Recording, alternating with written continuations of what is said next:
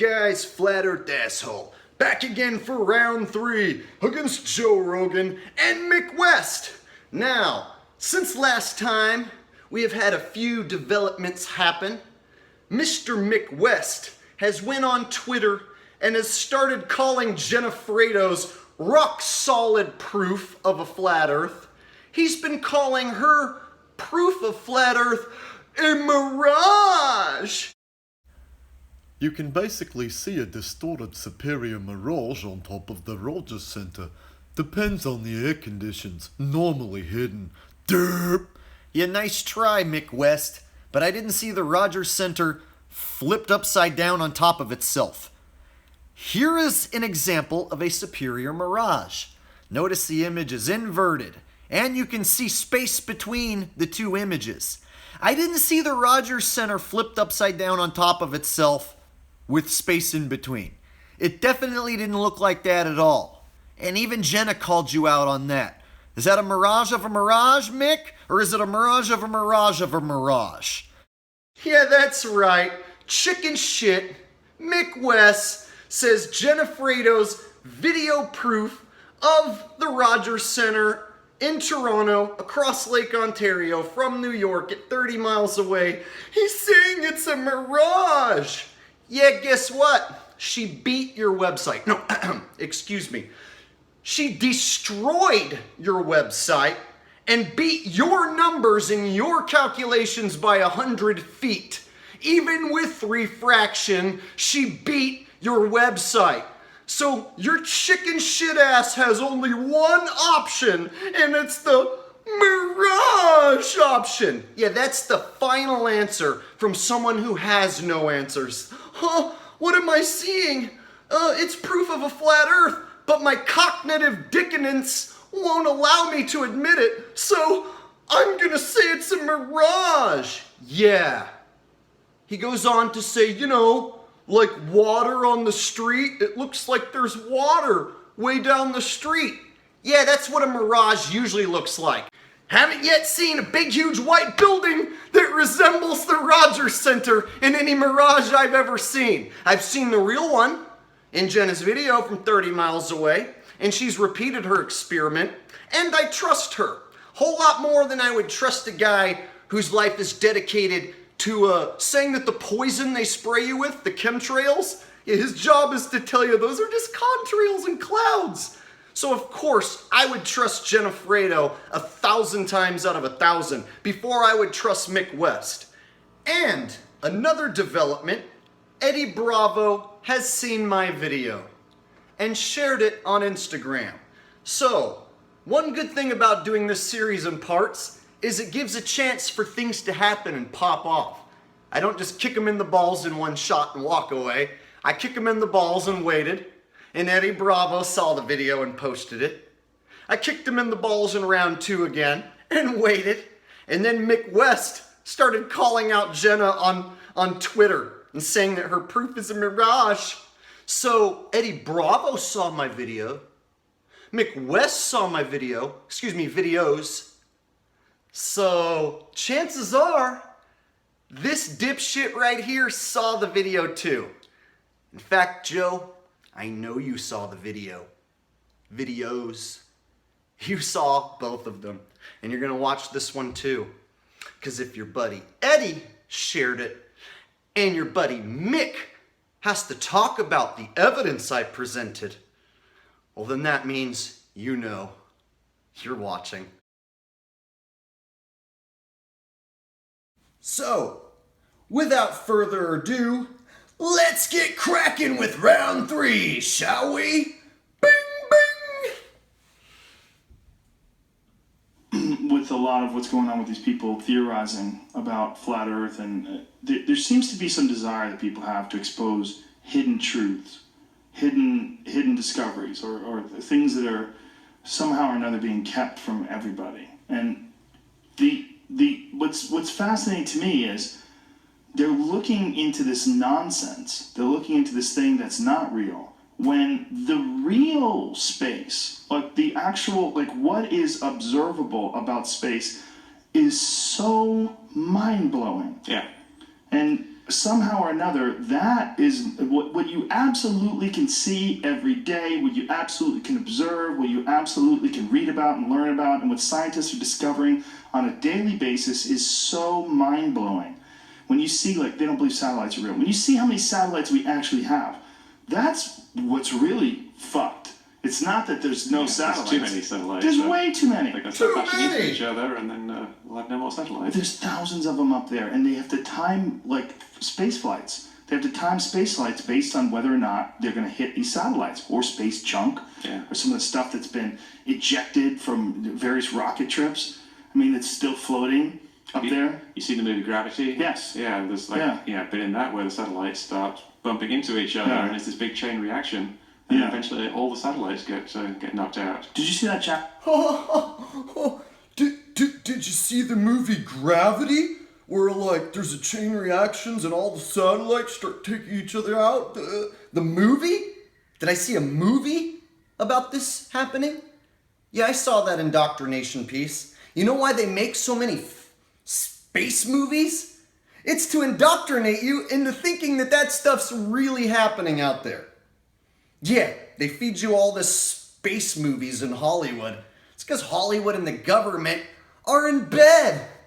So of course they indoctrinate you with all these space movies. Have you ever seen Gravity? Yeah, I've seen it. What about reality? Have you ever seen reality? Because in reality, none of us have actually seen satellites. People think they see them, but they see a dot go by in the sky. They think that's a satellite. Nobody's ever seen one of these things flying around, right? But they're so sure they exist, right? In fact, let's just see if we can see any satellites like going by the moon, right? I mean, let's see. If we were to go and do a search on YouTube for the P900 moon, right? So I already searched this. So there they are. So we go P900, and there's all these moon videos where people are taking the most powerful zoom camera in the world and zooming in on the moon. Now, there are flat earthers who do this, and then there are regular just round earth people who aren't into flat earth at all. They own this camera and they just like zooming in on the moon. So there's hours and hours of footage here, tons of different moon videos to look at over and over again. Now, I dare you to try to find a satellite going by. And remember, Joe says there's too many. There's too many. There's so many satellites. So when we zoom in on the moon, how come we never see any satellites go by? There's so many. There's too many. We have to do complicated math and dodge the satellites when we take off, right, Joe?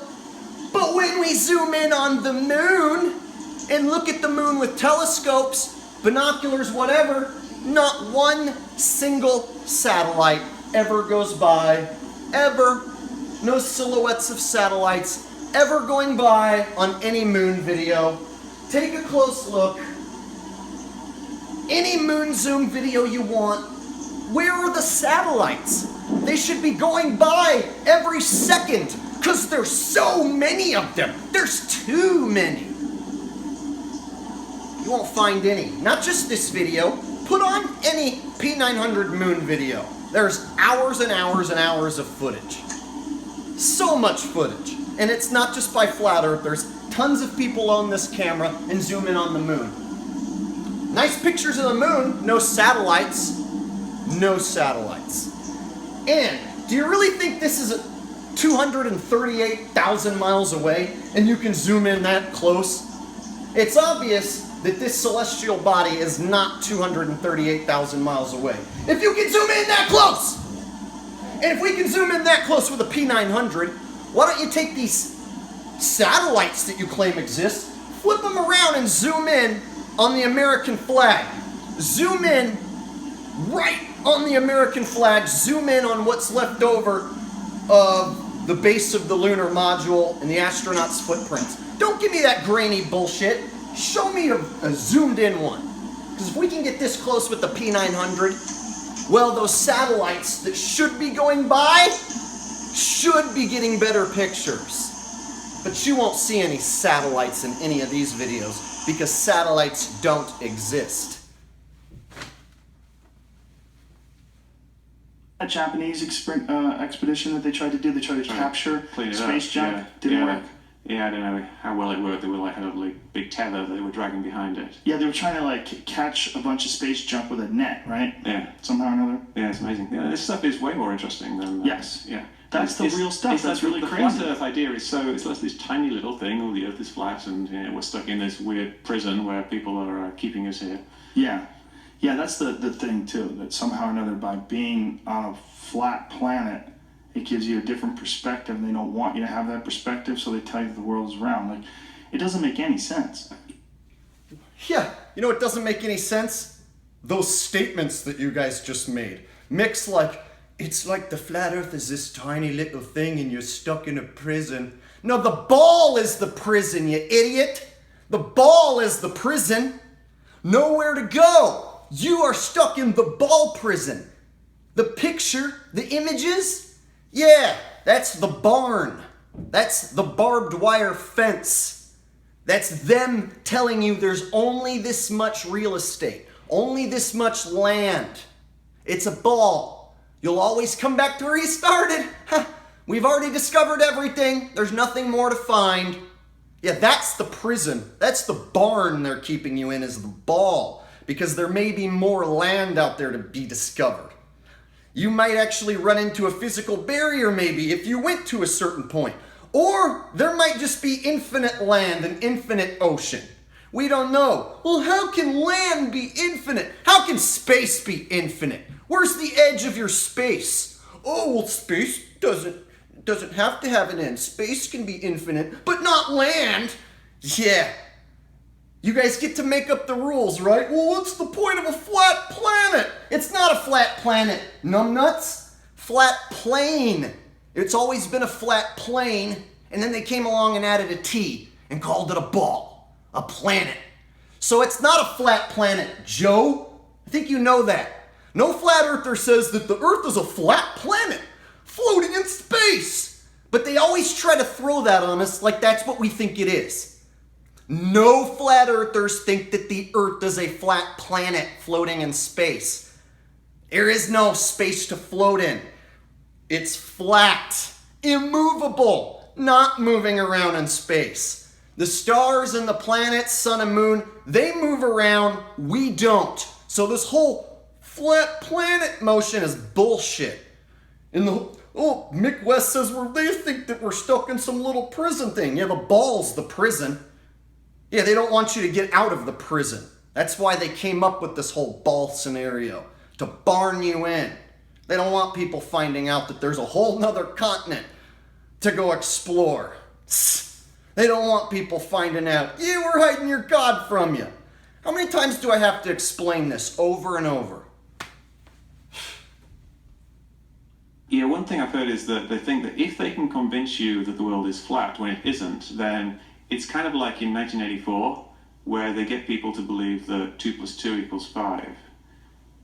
And they've actually indoctrinate people to genuinely believe that, even though they know it's not true, but they still believe it, and it's a way of mind control. So the same thing would happen with the flat Earth, but on a far grander scale. You're not just convincing someone that 2 + 2 = 5, and war equals peace, etc., etc. You're convincing them that the Earth is flat when it's actually round. Now, this is the opposite of what happened. Everybody knew it was flat, and then they had to convince everybody it was round. And everyone was like, no, that goes against my senses. I don't see any curvature, and I don't feel it moving. So it was a tough battle to convince people that it actually was a ball. It took a long fucking time. They had to get it implemented into school curriculum so they could indoctrinate little children. And they force you to go to school. In a lot of countries, such as this one, the United States, you're forced to go to school. They'll pretty much take you to jail if you don't put your kid in school. You can do homeschooling, but they want to see the curriculum. And they want to make sure you're teaching the right curriculum now. They won't just let you do it all willy-nilly anymore. So why would they forcibly want to indoctrinate your kid and forcibly teach them this ball belief. That's because when you're 5 years old, you don't have the mental capability to debunk the globe. You can't convince an adult who's known it was flat his or her whole life. You could never convince an adult who knows it's flat that it's a ball spinning in space. You can trick a child though, and that's when they turn the tide. That's the day it all changed. Start convincing children it's a ball. Those children grow up to be adults thinking it's a ball, and they continue to teach the belief themselves. And thus, the spinning ball religion was born. Because that's what it is. It's a religion. You have to blindly believe in evidence presented by the government. Evidence you can't ever provide yourself. You'll never get to go to space and see the Earth as a ball. Only government agents get to go to space and see the Earth as a ball. So by twisting their minds around something that's demonstrably false and making them think that it's correct, then you're gaining power over their minds in the same way that they did in 1984. Right, well, in the same way that Scientologists do, or Mormons do, or anybody that creates some sort of an ideology that's provably false. I mean, look, there's not a whole lot of difference between Scientology and flat earth theory. I mean, there really isn't. I mean, if you really read L. Ron Hubbard's work, if you read what his actual theories were about the origins of mankind, it's pretty fucking loony. And yet there's thousands and thousands of members of Scientology to the point where, you know, they're making documentaries about it and writing books about it, and these people are coming out and they've escaped the church and these harrowing stories. I mean, I had this guy on my podcast a couple of weeks ago, Ron Miscavige, David Miscavige's dad. It's like, what in the fuck? This guy's wasted his life. Guy lived in the Scientology world for 50 years. I mean, it's crazy. It's crazy. It is. Alright, so right now you can see they're trying to make the comparison between Scientology and the flat earth, right? Because they're totally the same thing. Wrong. Nobody's ditching their public school education because Scientology proved it to be wrong. Flat earth proves our public education was bullshit. That's why people ditch it. I didn't go to flat earth school. I wasn't raised by flat earth parents. This is only something I found out about for about 2 years now. A little over 2 years, actually. So, this isn't something I was born into. I went to public school. I went to a 4-year university, graduated. I had to pass all their tests, and I totally believed in the ball spinning around, all those planets out there in the infinite space vacuum. Totally bought it, hook, line, and sinker my whole life. I ditched that belief because I found out it was wrong. I can run tests to find out that there's no verifiable curvature on the Earth. We can do experiments, and we have done so, that prove curvature doesn't exist. These experiments are observable, repeatable, and verifiable, and easy to demonstrate. Anyone can pretty much go do them. So, we can prove that the ball Earth isn't correct. It's a lot different than Scientology. So comparing Scientology with flat Earth is like comparing apples to Scientology. You have to be a fucking lunatic to be a Scientologist, okay? Lots of people are ditching the ball every day. Flat Earth is growing and trending every day for a reason. It's because people are discovering it's the truth. So trying to compare it to something that's obvious bullshit that everyone laughs at, nobody jumps on board with, yeah, nice try. Scientology is a lot closer to the spinning ball Earth than it is the flat Earth. I believed in a bunch of stupid shit. And the big one for me that I've clung to longest is Bigfoot. that one, man, oh, it's so hard for me to let that one go. Because, well, first of all, because it used to be an animal. It used to be Gigantopithecus. But, man, when my friend Les Stroud actually started doing that show, that Bigfoot show, have you ever seen that show? I don't think so. I did that show with some fucking guy who's just a total hoaxer. And the guy put on a Bigfoot mask and... Okay, so right here, people might not notice, but this is a very slick move Joe is putting on right here. Joe is purposely admitting, I don't even know if he's telling the truth on this. I used to believe in Bigfoot. Man, I used to believe in stupid shit like Bigfoot. Because then he can also acquaint that with, and not going to the moon. I used to believe in stupid shit like Bigfoot, and that we didn't go to the moon and 9/11 and crazy stuff like that. But then I found out, I was dumb, just like Bigfoot. So I don't fall for stuff anymore.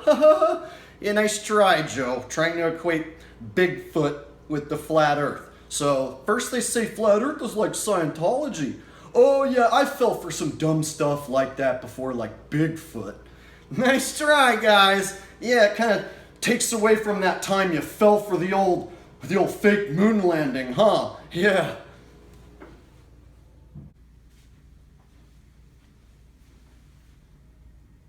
They're not doing so good. It's hard out there for a pool player right now. The guys at the top of the game, I think those guys just watch too many fucking YouTube videos and they don't have any science. Most of the pool players, one of the things about, what's that common expression about pool players? If someone plays pool really well, it's the glorious results of a misspent youth. Because it takes a long time to learn how to play pool really well, and you're not going to be doing that while you're, got your nose buried in physics books. I think, Whoa. Oh, these pool player guys, they're watching dumb YouTube videos. They just don't know anything about physics and they don't have any science. Where do you know about science and physics? You're a shitty stand-up comedian, Joe. A shitty stand-up comedian and color commentary for an organization where men roll around on the ground on top of each other. And you're a source of scientific information? Oh, that's wonderful. Yeah, we're going to listen to you, Joe. You're a source of scientific information, but definitely don't listen to any pool players. Come to think of it, Joe, a pool player actually holds a stick, hits a ball into another ball to make that ball go into a hole or pocket. You actually have to perform precise calculations and physics in your brain. You don't even have to be a professional pool player to know what I'm talking about. On the fly, as you walk around the table and analyze what shot you're going to take, you have to line up the right angle. You have to hit the ball just enough, with enough speed to where the ball's going to make it to the hole. You have to maybe try to set up your next shot, add some spin to it. There's a lot of things that go on. I'm definitely not a good pool player, but I do know that it takes a lot of angles and physics, a lot of mechanics that you have to figure out on the fly to be a good pool player. You have to be able to see the future and envision how the balls are going to smack into each other and roll across the table. That requires a lot of physics going on up here, real physics. Joe doesn't know shit about that. He thinks that we all just watch YouTube videos and we don't know nothing. No, people are actually going out and doing experiments. We videotape these experiments and then we put them on YouTube. Just because it's on YouTube doesn't mean it's invalid. NASA has videos on YouTube. So does that mean those NASA videos are not valid? I can take a video of my grandma and it's a real video of my grandma. But I guess if I put it on YouTube, it's no longer my grandma. You can't trust that that's a real video of my grandma because it's on YouTube, right? So I guess everything is valid until it's uploaded to YouTube. The minute uploading is complete on YouTube, no longer valid, according to Joe. People like things like the flat earth, they get things out of them. They're getting something out of it. It's giving them purpose in their life. It's like, it's kind of like a hobby in a way, like you're just doing something because you enjoy doing it, like playing chess. Yeah. Except along with that hobby of doing stuff, they actually have a belief that is required for them to actually do their hobby. And they don't obviously think of it like that, but that's essentially what it is. They have this... Flat Earth is not a hobby for me. It has absolutely changed my life, 100%. I feel like it's more of a mission to pick up the sword of truth and wave it back at the enemy. And as I hold the sword of truth, and I look the enemy in their eyes. I say, not on my watch, not while I'm alive. I'm gonna do my part while I'm alive to expose the whole world to the fact that not only is NASA full of shit, not only is the American government full of shit, but all governments are full of shit, working together. I'm gonna go out of my way to wake up as many people as I can. It's not a hobby, it's not a belief, it's a mission. Something I was put here to do, something I do very well. And you know what? If I change one person's mind, I've done my job. And I've changed a whole lot more than one person's mind. I'm not going anywhere. Cha-ching! And I've got the sword of truth in my hands. And I get off on waving it at the enemy. It's not a hobby. It's an obsession. And I'm going to put this sword of truth to your throat, Mick. And decapitate your lying fucking skull.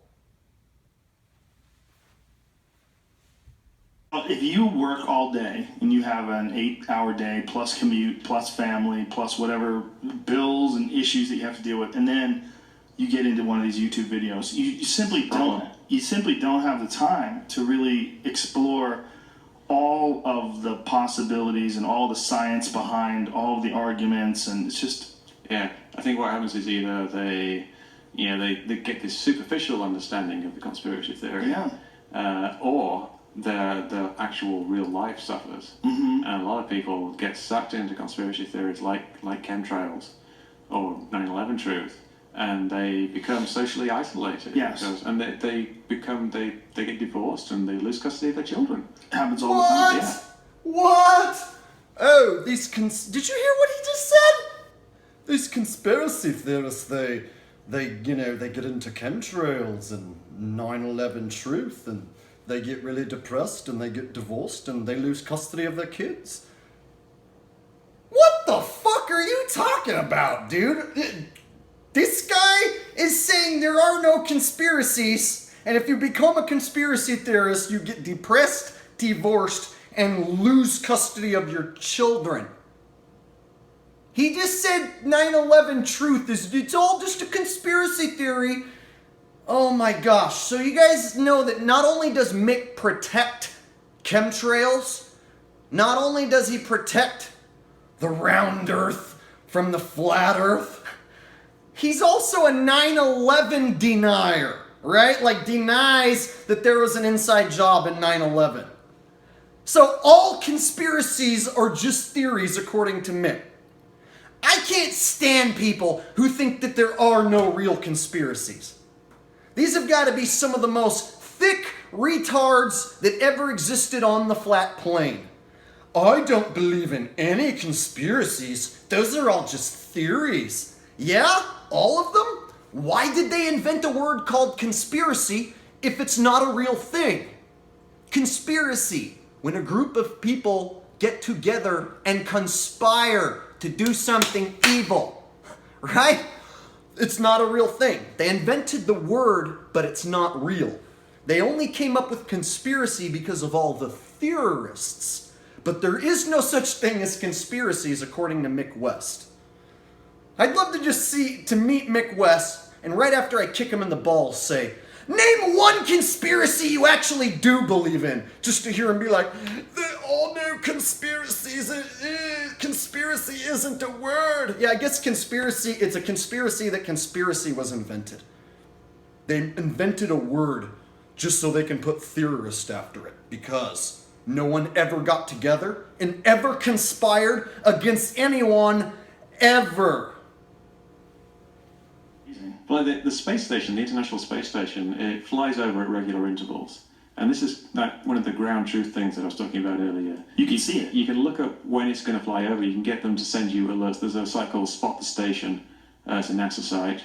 But you don't have to trust it. But you can still sign up, and it will tell you when the space station is going to fly over. To the second. It'll tell you to the second when it's going to appear, and how high it will be, and how long it'll be visible for. And you can get it to send you an email, and then get your camera out and take photographs of it. There's this NASA website you'd have to trust it.